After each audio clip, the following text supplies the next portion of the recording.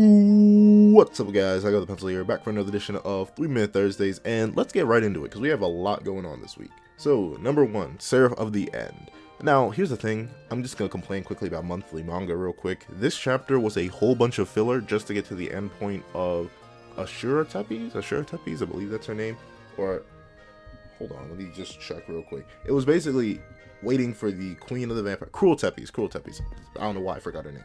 It was basically waiting the entire chapter, just stalling and stalling and stalling for her to say the plan is for them to follow whatever Mahiru said. And like, when you're a monthly manga, you don't have that excuse to stall for so long. Like, you actually need to drop relevant plot stuff, and for all that chapter just lead to that one statement, like, those 40 pages of filler, basically. That's what it was in the end, and I really don't like that. 5 out of 10 chapter. I'm not gonna be soft on that, mainly because I'm not very soft on monthly manga because I have to wait so long for it. And yeah, that's really not that good this week. Ghost Reaper Girl, I like it. I still like it. Once again, the art is pure fire. I just, man, as an artist myself, I just don't know how people produce this. I know he does it over like a 14-day period, and it's only about 16 pages, but still, that's still very impressive for the art he does. He does quite a lot of background detailing, which is always impressive to me. Allow me to get into my weird artist bag real quick. But in terms of the story itself, it's interesting to see that this hyped up super killing machine doll girl thing has limits. That's always interesting to see, because, you know, it's always good to establish limits. We're learning something. There could be new things, like malevolent deities. That's more interesting stuff about the world to learn. And, of course, Chloe went back to help the Tsukeli, right back in the end. That's good. I think it's very solid for her character. I think it's going to be an interesting fight next chapter, because we're going to see these two team up. Do I like the Noelle transformation? I don't really like either of the transformations, but that's neither here nor there. 8 out of 10 chapter. Dr. Stone. Let's hop right into it. I think Dr. Stone was good this week. I do think it was a little, in fact, nah, it's a lot. It's a lot of contrivance. Like this one, it was kind of whack. I'm not gonna lie. Nah, I'm kidding. It's okay. They found Dr. Chelsea, and the whole reason that they found her somewhere in South Africa is because she literally just went south by pure accident. No other real reason at all. Actually, no. Are they in South Africa yet? I'm not sure if they're in South Africa yet. I think no, they're on the coastline towards South Africa. But basically, in short, they found her there. She's getting them through the Amazon, and that's cool. I'm intrigued with I like her quirk. It's the holding her fingers like that. That's I don't know. I tend to do that a lot, but that's typically like my okay sign, and she does a modified version of it. I think that's cool. Solid chapter, 7 out of 10. Not much happening. Moving on. Oh, we're making a motorcycle next chapter, and that's always cool. But moving on to My Hero Academia. Alright, you know it's a problem. You know it's a problem when the crazy psychopathic murderer calls out your obsession with somebody. That's a problem. Araka, you're a bad character. Horikoshi, I'm waiting, and that's it.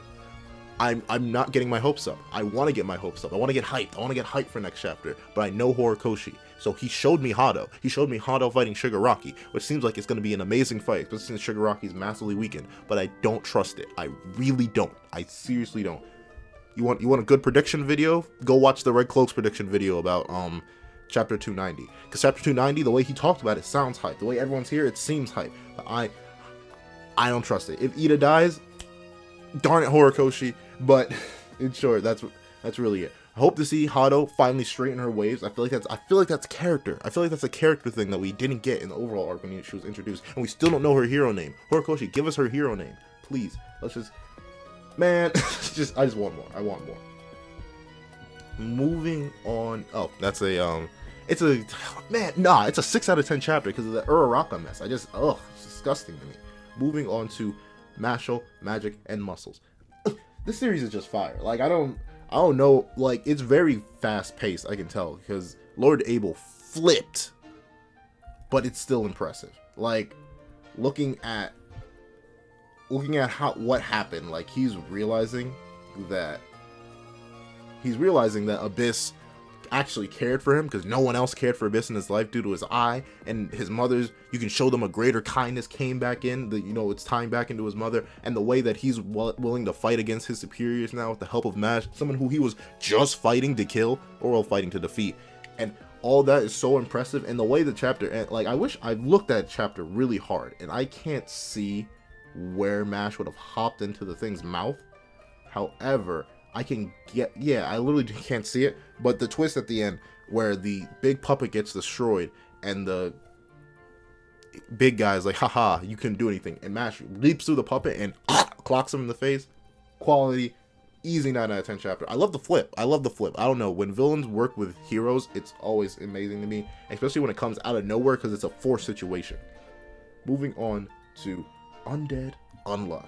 Now, let's talk about this one. I think Undead Unloved is in a real interesting spot right now, because there are supposedly 3 arcs of the future manga that wasn't displayed, and I don't know, I just find that interesting. That means Undead Unloved could possibly go on for a lot longer than I thought it was, because I thought we were in some endgame territory. Obviously we aren't, and I like Ano Un. I don't think we actually got their non-pen name. Ano Un, whatever their plan is, their existence, I don't know, because they can obviously draw things into existence with their artifact, and reality warping, you know, that's always cool from my standpoint. And I like their personality. They're literally just an interested artist who's interested in a good story. That's always cool. I like that a lot. Solid, and just the mystery behind this chapter gives it a good 8 out of 10, because it's intriguing to see what we're going to learn about. So yeah, that was a very, very solid chapter this week. I'm in a very intrigued spot. Don't like Poutine though. Moving on to Horikoshi Triangle. Yo, I don't know, this artist, they know how to get me hyped. Yo, what's your name? Kentaro Yabuki? Yo, you know how to get me hyped. Honestly, I don't care about most of this chapter, because it's literally just stalling. Like, Matsuri gets body bagged. However, I feel like we're towards the end of the series, or the series is getting canceled, because this seems to be escalating way too quickly, because right at the end of the chapter, we get nonsense. I'm the king of Ayakashi, and Shirogane is back in his full king form, and I'm like, whoa. And obviously you see at the end of the chapter, the seal is fading off Matsukuri's stomach, so it's likely that Matsukuri is turning back into his male form, and I think that's signaling end of series. Like, I doubt this series, if this series does go on longer, then I think we're in a good spot. I feel like we could go way better than the series has been going for these past, like, 19 chapters, but I feel like we're in endgame territory, which is sad. I actually do like this. I've grown attached to seeing more of, like, Shirogane as actual Shirogane. So easy 7 out of 10 chapter, all for that reveal right at the end. So I called it in Hard-Boiled Cop and Dolphin that something was up with the lifeguard guy. I knew it. I called it. And the terrifying thing is, he's a member of the Cult of the Sea. The guy only tried to kill her because she was going to kill him. Like, his parents are dead. I'm like, wait, what? And right at the end, like, when the girl gets her, Yukari gets her foot stuck, the guy just shows up and is like, hey, yo, you don't need those legs anymore. You're a member of the sea now. So she literally just moves and rips her own leg off and is currently going to paradise. And now I'm terrified, because I'm like, well, I knew this guy was going to be plot twisty, because no one recognized him and no one knew where he came from. But I didn't think it would be plot twisty in this kind of way. Hard-Boiled Cop and Dolphin, easy 9 out of 10 chapter. My word, it's terrifying. Like, this manga is so good. I really want an anime adaptation. And I don't even really watch anime, but I still think this one definitely deserves an anime adaptation. Easy 9 out of 10 chapter. Moving on to Mori King. We're sticking to the Dragon Ball Z references with the forest bomb and all the signal. I feel like this series isn't really, it's a really short chapter too. It's only 14-15 pages. But I feel like we're in a weird spot, like a spot. Like, I'm glad this is over, because it honestly was. None of these, like, final chapters built up anywhere near towards the hype that was established in the chapter when all the king candidates came together. So, I'm a little bit disappointed, but I'm fine with that. Looks like Mori King's going on way longer than I thought it was, because now we have the battle to determine the ruler of the planet. I'm assuming it's going to go to the ruler of the solar system. It's going to go to the ruler of the universe. No, I'm kidding. But I'm glad Mori King is getting more. I hope it, like, I hope this is weird when I say I hope it pace breaks. Like I hope it slows down a little bit, but I really do, because I think it tried to escalate way too quickly, and now it needs to calm down again, get back into its funny bag. Because honestly, the Dragon Ball Z references weren't funny. Like this wasn't really that good at all. Like 6 out of 10 chapter, only for the reveal towards the end. Moving on to Our Blood Oath. It's really just the 2 new vampires being mean and like getting a little girl to eat her best friend as a vampire just to prove to the brothers that, oh, humans and vampires can't coexist. And we also learned that vampires are basically the source of vampiric beasts. If they don't get enough blood, they will turn into vampiric beasts. That's information that's interesting to know. And also, the only other thing that I really have to note is that I like how angry the brother's getting. Like the older brother, what's his name? It's not Ko. Ko's the younger brother, Shin. How violent Shin is definitely going to be against these 2 vampires. Whew, I can't wait to see it, because I feel like Shin has more to his past that we don't even know about. That's always, you know me. I like a good backstory, and I really am interested to see how Shin reacts to when he finally gets to see it. Moving on to the final chapter of this week, I'm gonna have to say it. Phantom Zero was actually very, very good this week. It's great to see a different side of Iori, because we usually see him as this irresponsible, not really caring, not really focusing, but due to the fact that he's trying to exercise Shudo, hold on, let me not mispronounce it. Sen Shudo Doji or something like that. Because he's trying to exercise her, he is dead serious. He is so focused. He's ready to do it. Of course, he has his little moments, but seeing him this serious is always intriguing. And we have another Roy Mustang. The guy wields fire with a lighter.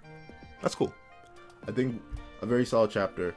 7, 8 out of 10. The art in the series is it's so stylized, which is what makes it interesting. And also, we get the confirm of it that yes, Iori failed to protect a beckoning hand in the past, and that's why he's so focused on exercising this one. That's very good. Very solid week this week. The only really low things were, honestly, Seraph of the End and Mori King, which is sad because usually I like Mori King. Mori King's usually up there, but I don't know, the past few chapters haven't been the best of the best. But that's it. That's all I have for this week. Thank you guys so much for watching. Hope you guys have a wonderful day. Please remember to like, share, comment, and subscribe. And once again, hope you guys have a fantastic day. This is That Guy with a Pencil, writing off.